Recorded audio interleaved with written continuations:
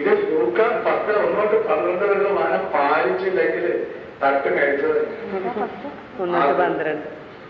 ഇതാരും പറയില്ല. ലൂക്ക 10:1-12 വരെ പറയും.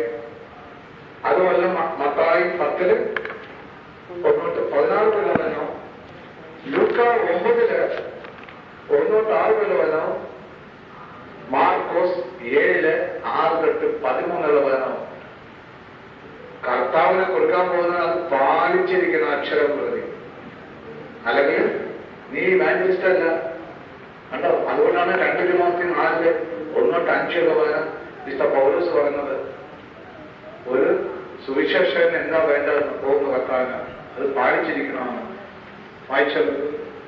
അനന്തരം കർത്താവ് 72 പേരെ തിരഞ്ഞെടുത്ത് താൻ പോകാനെന്ന എല്ലാ പട്ടണങ്ങളിലേക്കും നാട്ടിൻപുറങ്ങളിലേക്കും 2 പേരായി അവരെ തനിക്ക് മുൻപേ അയച്ചു. അല്ലേ? അപ്പൊ ഈശോ അയച്ച 2 പേരാണ്. അപ്പൊ പിന്നെ ആരാ പോയത്? സാധാരണക്കാരാണ് 72 പേരെ വിളിച്ചിട്ട് ഈശോ വിട്ടത്. കണ്ടോ? അവര് വിശ്വാസികള്, കൃപ കിട്ടിയവര്. അവൻ അവരോട് പറഞ്ഞു, കൊയ്ത്ത് വളരെ, വേലക്കാരോ ചുരുക്കം. അതിനാൽ കൊയ്ത്തിന് വേലക്കാരെ അയക്കാൻ കൊയ്ത്തിന് നാഥനോട് നിങ്ങൾ പ്രാർത്ഥിക്കുക. ഇപ്പോഴും കൊയ്ത്ത് ഇഷ്ടംപോലെ ഉണ്ട്. നിങ്ങളാരും വേലക്കാരാണില്ല. കണ്ടോ? കരിയ വേലക്കാരെ, മടിയന്മാരെ, കിട്ടുന്ന വേലക്കാര് മടിയന്മാര്. കണ്ടോ? ഫിലിപ്പ് 2:21 എല്ലാം സ്വന്തം ഈശോയുടെ കാര്യം നോക്കാൻ ആര് വരാനൊക്കെ സ്വന്തം കാര്യത്തിന് പോകും. ഒന്ന് വിളിച്ചാൽ എനിക്ക് സൗകര്യമില്ല, ഞാൻ ഇപ്പൊ കല്യാണം ഉണ്ടെന്ന ആള്, അത് കഴിഞ്ഞിട്ട് എവിടെ വരണം? അല്ല, ലൂക്ക 9:57-62 വരണുണ്ട്. മരിച്ചവൻ നടക്കട്ടെ, നീ പോയി ഗവിരാജ്യം കൊടുക്കുക, കൈവച്ചിട്ട് ഗവിരാജ്യത്തിന് യോഗ്യനല്ല. അത് കൂടാതെ ലൂക്ക 14 എവിടെ മുതലാണ്? 15-71 വന്നിട്ട് ചിലർ പറഞ്ഞു അവൻ അവനോട് ഭക്ഷണത്തിരുന്നതിൽ ഒരുവൻ ഇത് കേട്ടിട്ട് അവനോട് പറഞ്ഞു, ദൈവരാജ്യത്തിൽ അപ്പം ഭക്ഷിക്കുന്നവൻ ഭാഗ്യവാൻ. അപ്പോൾ യേശു അവനോട് പറഞ്ഞു, ഒരുവൻ ഒരിക്കലും ഒരു വലിയ സദ്യ ഒരുക്കി വളരെ പേരെ ക്ഷണിക്കുകയും ചെയ്തു. ഒക്കെ വിളിക്കും, നല്ല പരിപാടിയുണ്ട്, നല്ല പൊയ്ത്താണ്, കുറെ നമുക്ക് മനസ്സാന്തരപ്പെടുത്തിയെടുക്കാം, എല്ലാത്തിനും വിളിക്കുന്ന ഈ നമ്മുടെ ഗ്രൂപ്പിൽ. അപ്പോ സദ്യക്ക് സമയമായപ്പോൾ അവൻ ദാസനെ അയച്ചു ക്ഷണിക്കപ്പെട്ടവരെ അറിയിച്ചു, വരുവിനെല്ലാം തയ്യാറായിരിക്കുന്നു. സമയമായി എന്റെ പ്രാർത്ഥന നമുക്ക് പോകാം. അപ്പൊ എന്നാൽ അവരെല്ലാവരും ഒന്നുപോലെ ഒഴിവ് കഴിവ് പറയാൻ തുടങ്ങി. എല്ലാവരും ഒരാൾ വന്നിരിക്കും, ക്ലബിൽ പോകണം. ഒന്നാമൻ പറഞ്ഞു, ഞാനൊരു വയൽ വാങ്ങി പുതിയൊരു എസ്റ്റേറ്റ് മേടിച്ച് കാണേണ്ടിയിരിക്കുന്നു, അവിടെ പോയി കാണണം. കാക്കനാട്ട് എന്നെ ഒഴിവാക്കണമെന്ന് ഞാൻ അപേക്ഷിക്കുന്നു. എന്നെ ഒന്ന് ഒഴിവാക്കിയേക്ക്, എനിക്ക് അവിടെ പോയിരിക്കാൻ പറ്റിയല്ല. മറ്റൊരുവൻ പറഞ്ഞു, ഞാൻ 5 ജോഡി കാളകളെ വാങ്ങി കുറച്ച് കാറുകൾ മേടിച്ചു, നോക്കണം, അവയെ പരീക്ഷിച്ച് നോക്കാൻ പോകുന്നു, എനിക്ക് ഒഴിവ് തരണം എന്ന് അപേക്ഷിക്കുന്നു. മൂന്നാമതൊരുവൻ പറഞ്ഞു, എന്റെ വിവാഹം കഴിഞ്ഞതേ ഉള്ളൂ, ചിക്കൻ പോണം, അതിനാൽ എനിക്ക് വരാൻ നിവൃത്തിയില്ല. പിന്നെ ആരെ കിട്ടും? ആ ദാസൻ തിരിച്ചു വന്ന് യജമാനെ വിവരം ധരിപ്പിച്ചു.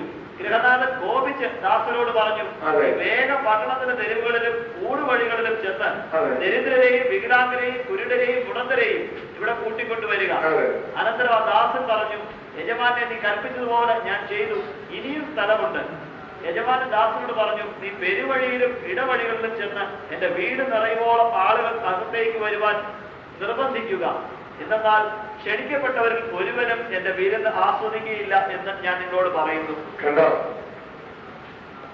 നല്ലൊരു മറ്റവരൊക്കെ വരുന്നത് കള്ളു കുടിച്ച് ഒക്കെ നടക്കുന്നവരൊക്കെ മാനസാന്തരപ്പെട്ട് അറിയാൻ താഴെ ഉണ്ടോ?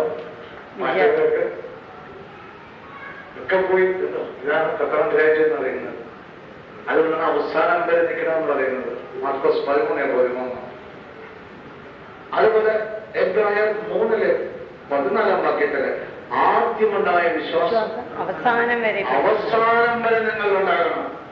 ആദ്യം യേശുവിനെ കണ്ട് ആദ്യം സ്നേഹം കിട്ടി, മനസ്സാന്തരം കിട്ടി, അത് കഴിഞ്ഞിട്ട് പോയാലും വെളിപാട് 2:10 നിന്റെ ദീപപീഠം മാറ്റിക്കളയും.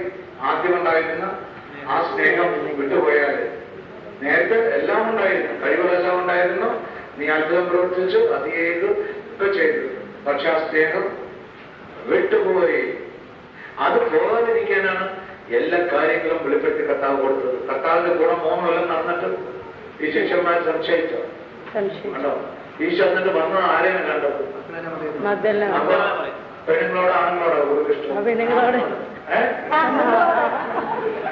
സഹോദരങ്ങളോടാണ് ഈശോയ്ക്ക് ഇഷ്ടം. ഏറ്റവും മുമ്പോട്ട് പോകുന്നവരെ അവിടെ വനത്തിൽ ധനിക സ്ത്രീകളായിരുന്നു കർത്താവിന്റെ പറയുകയാണെന്നത്. കണ്ടോ? എല്ലാം കംപ്ലീറ്റ് എല്ലാം മറ്റതൊക്കെ വന്ന വക്കീൽമാരാണ് കാണാൻ പോകും. പൊളിച്ചു നികടമോ യോഹന്നാൻ 3 പേര് 3 വാരത്തെ ഒന്ന് ചോദ്യം ചോദിച്ചു. മുഴുവൻ ക്വസ്റ്റ്യനാണ് കർത്താവിന്. ബുദ്ധികളുള്ളത് അമ്മയുടെ വീട്ടിൽ പോയത് അങ്ങനെ ഇങ്ങനെയുള്ള ചോദ്യം കേട്ടോ. എല്ലാം ബുദ്ധി.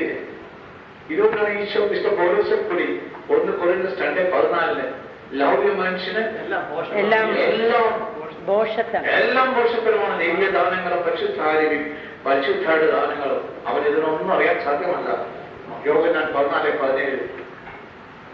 അത് ഈശോ പറ്റി എല്ലാം യേശയ്യാ പ്രവാചകൻ സംസാരിച്ചിരിക്കുന്നത് അത് നമ്മളെ പറ്റിയാണ്. അത് അറിഞ്ഞിരിക്കണം. യേശയ്യാ എന്തെല്ലാം പറഞ്ഞിട്ടുണ്ട് അതെല്ലാം നമ്മളെ പറ്റിയും കൂടിയാണ്. യേശയ്യാ 7:14 ഇമ്മാനുവേൽ വരാൻ പോണെന്നില്ലേ പറഞ്ഞോ?